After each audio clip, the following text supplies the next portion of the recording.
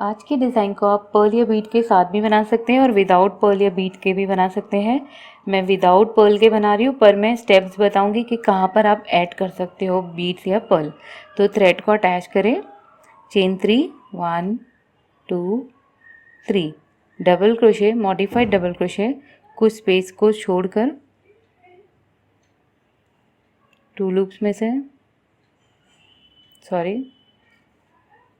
Modified double crochet में 1 time rap करते हैं और 1 लूप में से पहले निकालते हैं, फिर 2 लूप में से, फिर 2 लूप में से।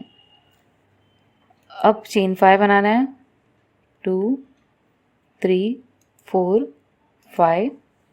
ये जो स्पेस बनी है ये डबल क्रोशे के अराउंड में एक सिंगल क्रोशे बनाना है इस तरह से। Second double crochet same space में ऐसे 5 टाइम डबल क्रोशे बनाना है हमें और 5 time chain 5 single crochet. Second double crochet, chain 5। अब ये स्पेस में डबल क्रोशे के अराउंड में हमें सिंगल क्रोशे बनाना है। अब 5 टाइम रिपीट करेंगे सेम स्पेस में। Third double crochet,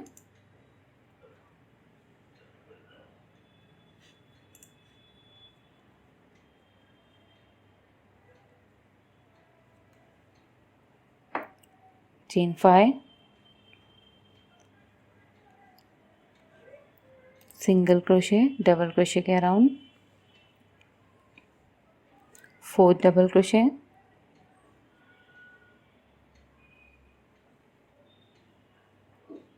chain 5,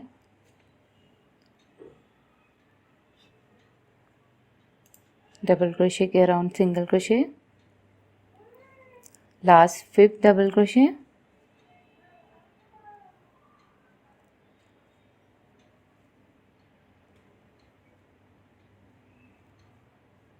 one 2 3 4 5।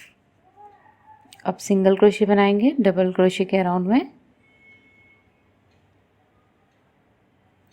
अब हमारी डिज़ाइन जहाँ तक जाती है हम इसे सिंगल क्रोशे बनाकर इसे अटैच कर देंगे। तो इस तरह से फैब्रिक पे रखना है और चेक करना है कि हमारा डिज़ाइन का स्टिच कहाँ तक जाता है। अब यहाँ पर मैं जाके इसे अटैच कर दूँगी।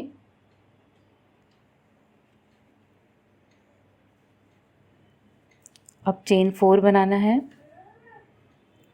1 2 3 4। अब इसे देखना है ये कहाँ तक चेन 4 जा रहा है, उसकी लेंथ के अकॉर्डिंगली हमें सिंगल क्रोशे बनाना है फैब्रिक पे इस तरह से।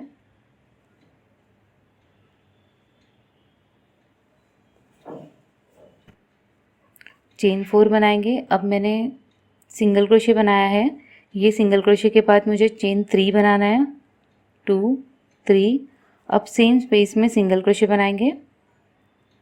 चेन 3 बनाने के बजाय आप यहाँ पर एक क्रिस्टल भी लगा सकते हैं या पर्ल भी लगा सकते हैं। फिर से चेन 4 बनाएंगे, 1 2 3 4। अब ये चेन 4 जहाँ तक जाता है इसे अटैच कर देंगे। अब फिर से हमें सेम फ्लावर बनाना है इतने सारे डिस्टेंस के बाद।